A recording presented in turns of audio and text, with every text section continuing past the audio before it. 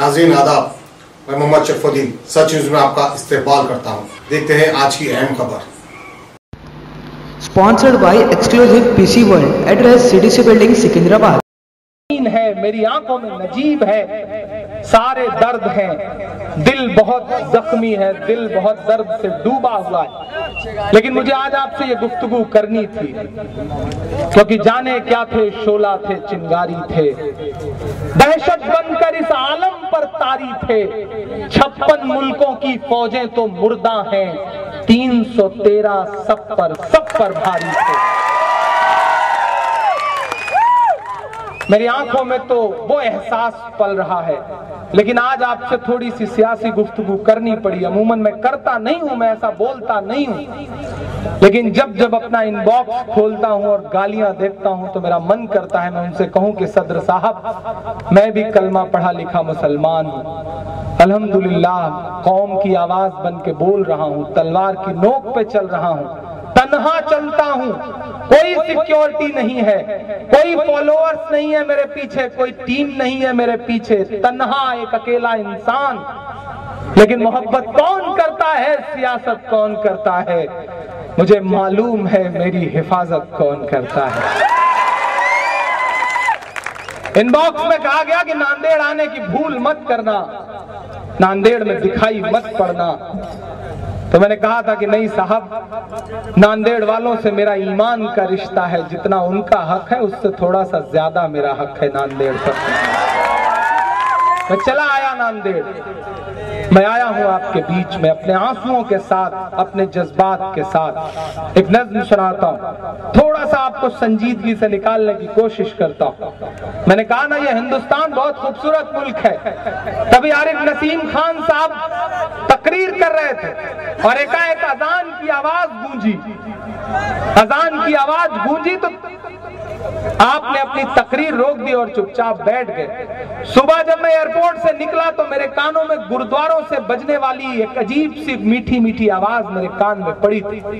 सुबह जब मैं दिल्ली एयरपोर्ट पर जा रहा था, मेरी मॉर्निंग की फ्लाइट थी, तो मैं जिस रास्ते से गुजर रहा था, मेरे पड़ोस में एक मंदिर है, वहां से आरती की आवाज आ रही थी। मैं ये 3 आवाजें सुनकर के आपके बीच में आया हूं।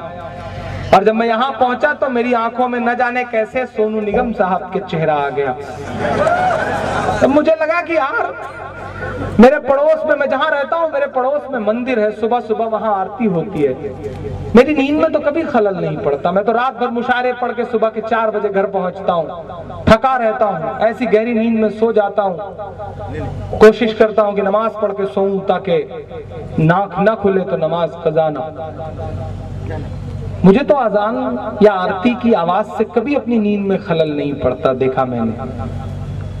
तब मैंने एक नज्म कही, तभी अजान की आवाज पर आरिफ नसीम खान चुप हुए और उनके बगल में राजुरकर साहब जो एमएलए हैं, वो पूरी श्रद्धा और पूरे मतलब जज्बात के साथ उन्होंने नसीम भाई से कहा कि अजान शुरू हो गई है, नसीम भाई बैठ जाइए, अजान तक कोई कुछ नहीं बोलेगा। 3 रकात, उन्हें यह भी पता है कि 3 रकात नमाज फर्ज होगी, उसके बाद जो है तकरीर शुरू की जाएगी।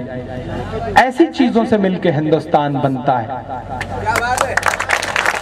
तब मैं एक नज़्म पढ़ा, कभी ना होगी बंद अजान, होगी बंद अजान, कभी ना होगी बंद अजान। अगले मिसरे पे मुझे लगना चाहिए कि मैं 40 मिनट से आपके सामने जो गुफ्तगू कर रहा हूं उसका कुछ असर हुआ है। आप पे इल्जाम है कि सिर्फ मजहबी शेरों पर दाद देते हैं। अगले मिसरे पे अपनी तालियों का शोर पहुंचाइएगा सोनू निगम साहब तक, बहुत ज्यादा दूर नहीं है। मैं पढ़ता हूं, मैं चाहता हूं कि सच में वो कहीं पार्टी में डांस कर रहे हो तो उनकी नींद में खलल पड़े, उनके मजे में खलल पड़े। मैं चाहता हूं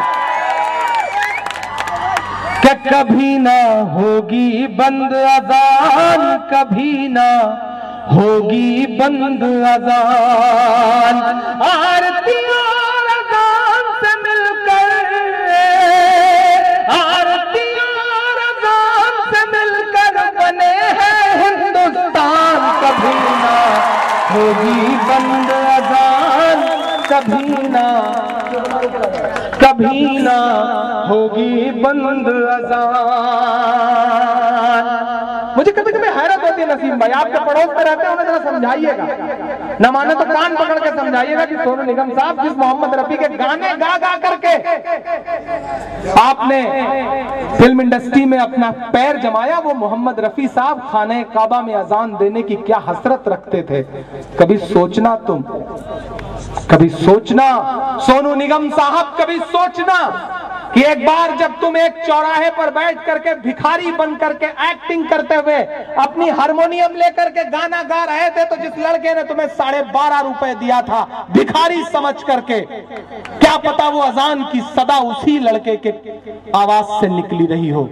उन्हें समझाना ये बात। तब मैं ये बंद पढ़ता हूं साहब कि लम्हे भर की अज़ान लगे है तुझको गुंडागर्दी, यही कहा था ना कि कैसी गुंडागर्दी है, खलल पड़ रहा है नींद में, कि लम्हे भर की अज़ान लगे है तुझको गुंडागर्दी, हमने तेरे गाने घंटों झेले हैं बेदर्दी, हमने तेरे गाने घंटों झेले हैं बेदर्दी, गायक बाबू, गायक बाबू बेहद नालायक है तेरा बयान, कभी ना होगी बंद अज़ान, कभी ना होगी बंद अज़ान। बस आखिरी के 2 मिनट, सारे लोग खड़े अभी बैठे रहे, 5 मिनट बाकी अभी बैठे रहे, कि जिस दिन इस दुनिया में अज़ा की सदा नहीं आएगी। पहली बार मुझे नांदेड़ में बुलाने वाले शमीम भाई यहाँ खड़े, सलाम है इनकी सोच को। मैं आखिरी बंद पढ़ रहा हूं कि जिस दिन इस दुनिया में अज़ा की सदा नहीं आएगी, रात ही रह जाएगी उस दिन सुबह नहीं आएगी, रात ही रह जाएगी उस दिन सुबह नहीं आएगी, कि अल्लाह तुझे हिदायत दे दे। अब हाथ उठे आपका अगले मिसरे पे, कि अल्लाह तुझे हिदायत दे दे, ले आए ईमान, कभी ना होगी बंद अज़ान, कभी ना होगी बंद अज़ान। बहुत शुक्रिया।